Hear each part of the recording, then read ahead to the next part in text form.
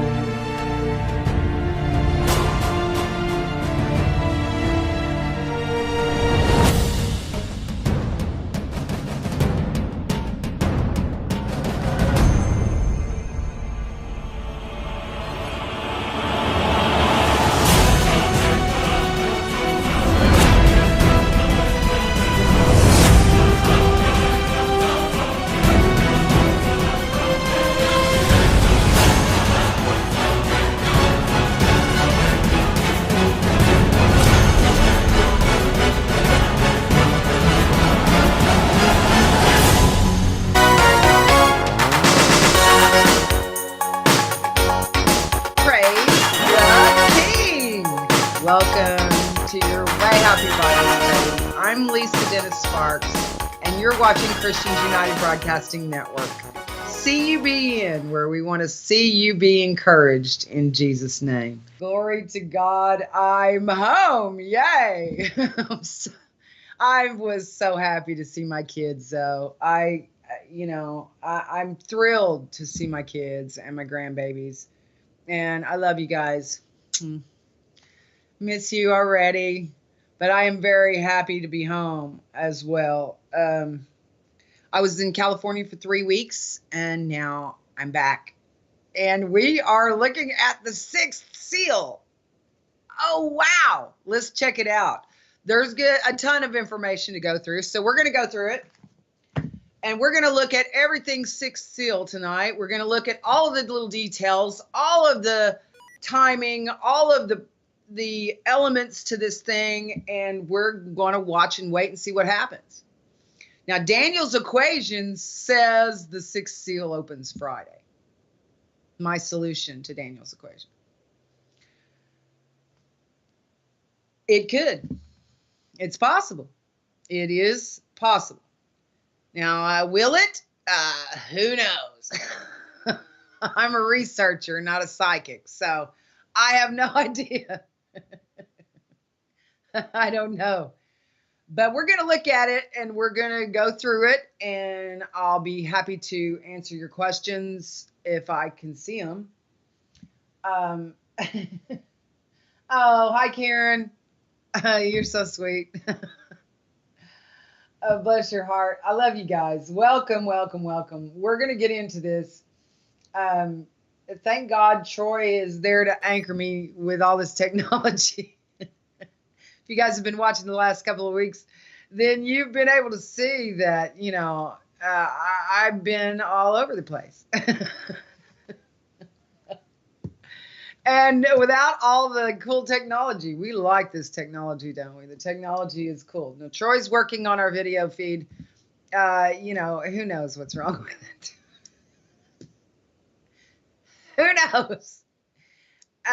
But either way, even if you get to where you can't see me, hopefully you can still hear me, okay? And we'll go through all of this.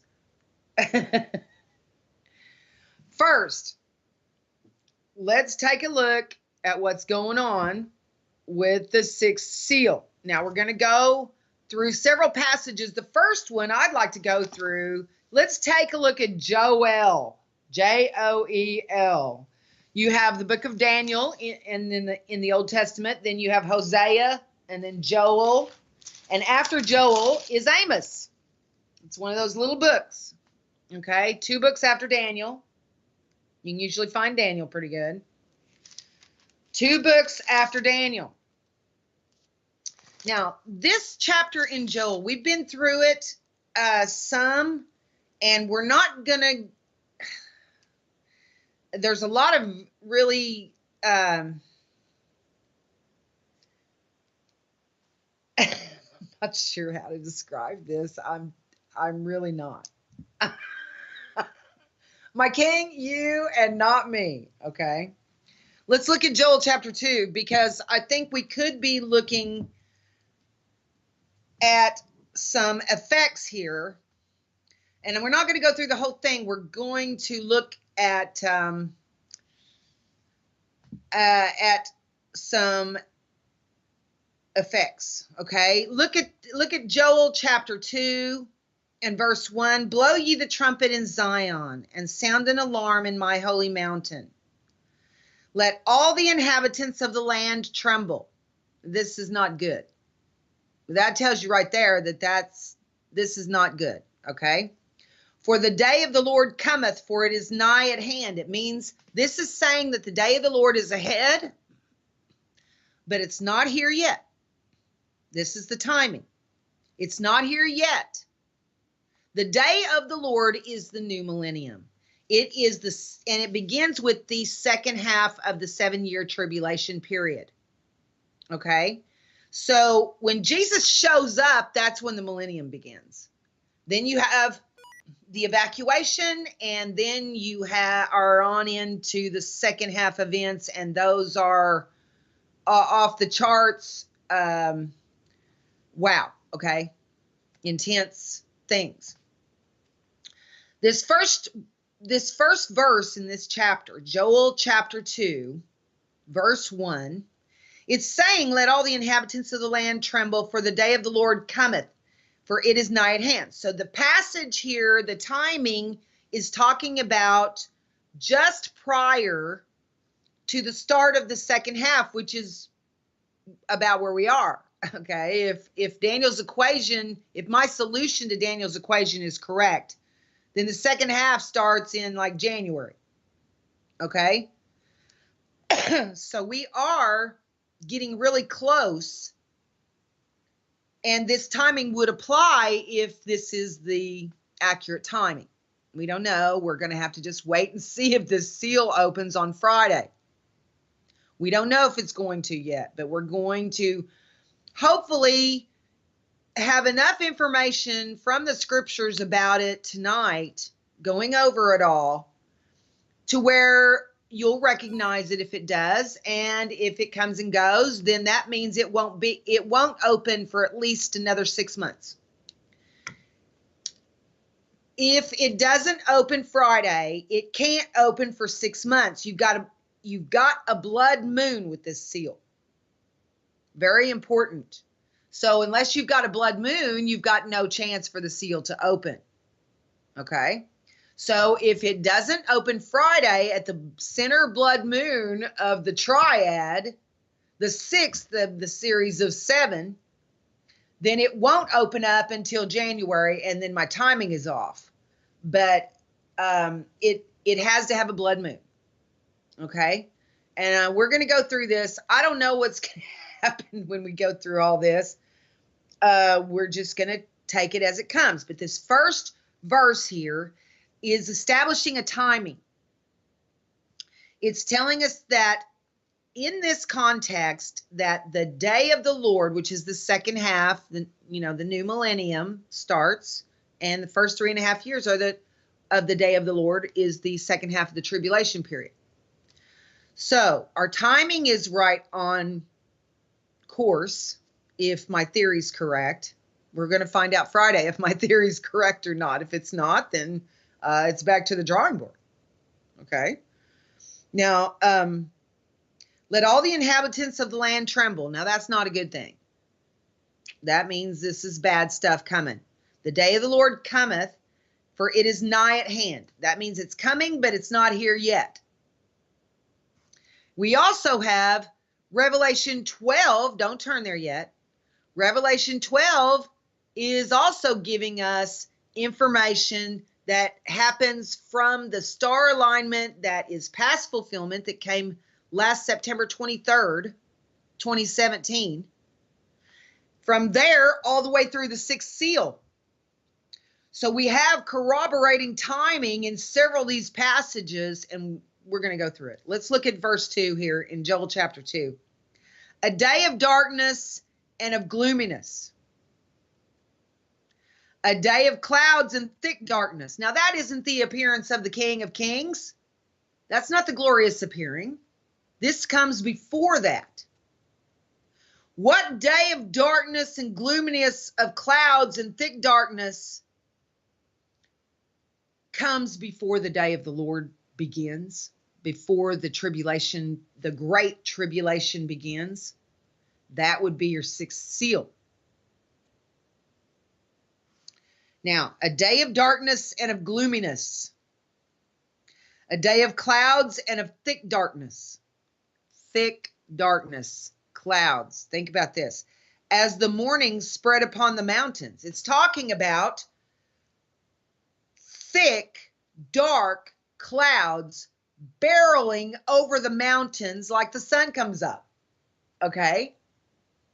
Just thick, dark clouds that just come rolling over the mountains. All right? A great people and a strong, there hath not ever been the like. There shall be neither shall be any more after it, even to the years of many generations.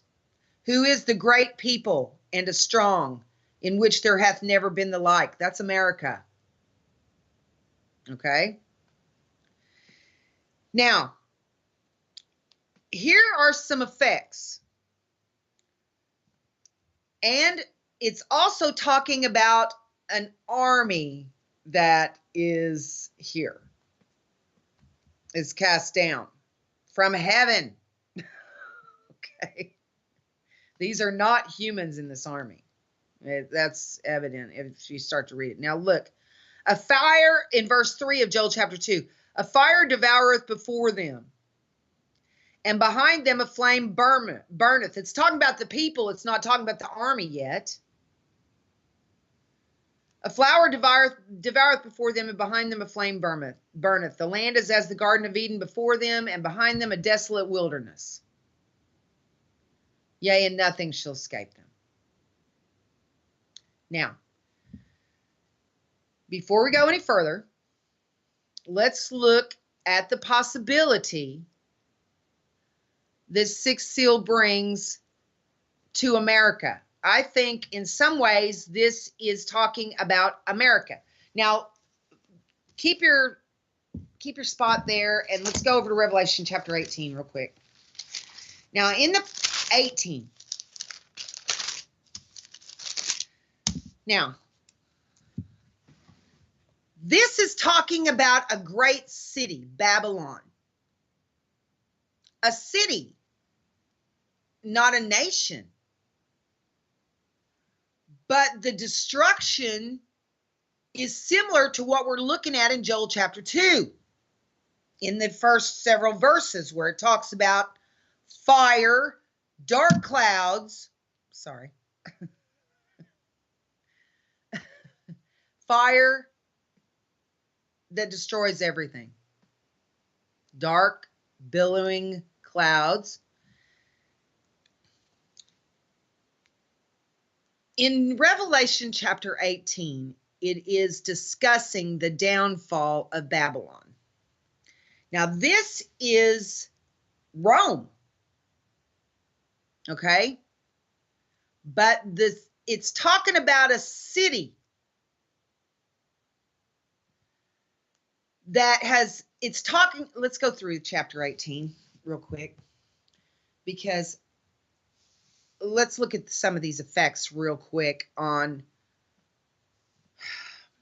Babylon's destruction. It is possible that when the sixth seal opens, that we are looking at devastation in America. Possible. Not for sure, okay, but it's possible. Let's look at these possibilities, because in Joel chapter 2, it's talking about what sounds like the after effects of Yellowstone, frankly. We know that America regresses in importance in Bible prophecy, and that the rest of the world is in prominence. America is not found. When you think, well, how can that be when America is the strongest nation on earth? And we are. It's true. We are the richest and we are the strongest. And we're not anywhere to be found. Well, why is that? That's what we're going to be looking at, okay, along with the sixth seal. Because if you look at the charts that show this coming eclipse, it shows it on the rest of the world, covering pretty much the whole world with Israel right in the middle. But then America is over here on the chart and we're just dark where the eclipse is concerned. What that means is that that's where the sun is going to be shining in its strength when the eclipse comes in over Israel. The sun would have to go dark over America because that's where it's shining during that time. Okay? It's dark in the Middle East, Europe. It's dark on that side. On our side is where the sun is shining in its strength at that time. That is why we expect it to go dark in America if it opens, if the seal opens Friday. There would be some darkness. It's not 3 days of darkness. It's not 3 hours of darkness. I would expect that the darkness would last at the same length as the eclipse in Israel, which would be about 103 minutes. This is going to be the longest and most powerful eclipse of the century. And the century just started. Okay? So the next one is not as powerful and significant in many ways as this one. This is an important prophetic thing that we're looking at here, possibly. I mean, if the day comes and goes and it doesn't, and we don't have a great earthquake in America, or the sun doesn't go dark, then that's not the sixth seal. And it's back to the drawing board. But if it does, that means here comes the most amazing events in all of human history. And it's going to be bad. It's not good news. It's good news for Jesus to come, but the world is changing rapidly. Okay, let's look at 18, because there may be something to this. Now, I've always identified this. Let's just go through it. Let's do it. In chapter 18, verse 1 of Revelation. Are you ready? And after these things, I saw another angel come down from heaven, having great power, and the earth was lightened with his glory. Could that be Siding Spring? We've got Siding Spring passing by. I don't know. But it just buzzed Mars when it passed Mars and had kind of an EMP effect on Mars. But this is saying the earth was lightened with his glory. And after these things, I saw another angel come down from heaven, having great power. Now, let's back up just a little bit. Let's back up into 17 and go before we go into 18, because I am sure this is the Vatican. Okay? Look at verse 10 of Revelation 17, and we'll go forward into 18. The identification is very important here, but the effects sure sound like we need to pay attention at that, and they could have something to do with America. Now, in Revelation 17:10, there are 7 kings. 5 are fallen, 1 is, and the other is not yet come. And when he cometh, he must continue a short space. You're looking at, 9. Let's look at 9. Here's the mind which hath wisdom. The 7 heads are 7 mountains on which the woman sitteth. 7 mountains. Okay? Now that is Rome. That would be Rome. Okay? But I don't know how many mountains America has. I think it's probably more than 7. But we know this particular passage is talking about the Vatican on Rome. 7 mountains the woman sits on, that's Rome. The woman is the whore of Babylon. The whore of Babylon. Okay, not Babylon. The whore of Babylon. So who is Babylon? If she's the whore of Babylon. If the Vatican is the whore of Babylon, who is Babylon? Let's look at it. Now in verse 10, there's 7 kings, 5 are fallen, 1 is, and the other is not yet come. And when he cometh, he must continue a short space. These are popes. All right. And the beast that was, let's talk about. When John was brought forward in time to take a look at these things that God was showing him from the future, he appeared in the time of John Paul II, which would be the 6th pope, who is also a king. The Lateran Treaty from 1939 assured that the popes were kings also of their own sovereign nation. Now it says here there's 7 kings. 5 are fallen when John is looking at this. 1 is, that would be Pope John Paul II. He's the one that we knew most in our lifetime here, in my generation. And the other is not yet come. That would be Benedict. And when he cometh, he must continue a short space. And we saw that Benedict left the papacy after 7 years. He said that God told him to step down. I don't know if his God told him to step down or not, but he is fulfilling prophecy. Now, the beast that was and is not, even he is the 8th Pope King, and is of the 7 and goeth into perdition. The 8th Pope King is Pope Francis. All right? And he is the one who received his crown when the first seal opened in 2013, and he's been going forth conquering and to conquer. Now, in case you're one of those, you're saying, well, how the seals haven't opened yet. Really? The first seal opens when the Antichrist gets his crown and then goes forth to conquer. By the second half, when he's in power and he's satanically empowered to get the treaty signed, he's already conquered. The first seal says he goes forth to conquer, and it's when he gets his crown. He got his crown 2013. Now, the seals have been opening consistently, 1 per year since then. And we're due for the 6th seal this year if that pattern continues. So notice, the 8th Pope King. Then you're looking at the 10 horns are 10 kings that have received no kingdom as yet. This is the New World Order. This is not the EU superstate yet.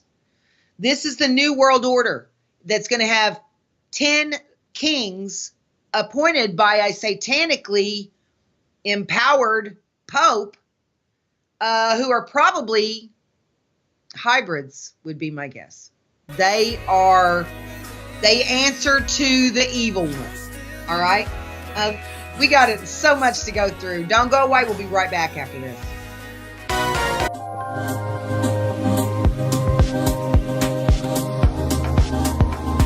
Straight up.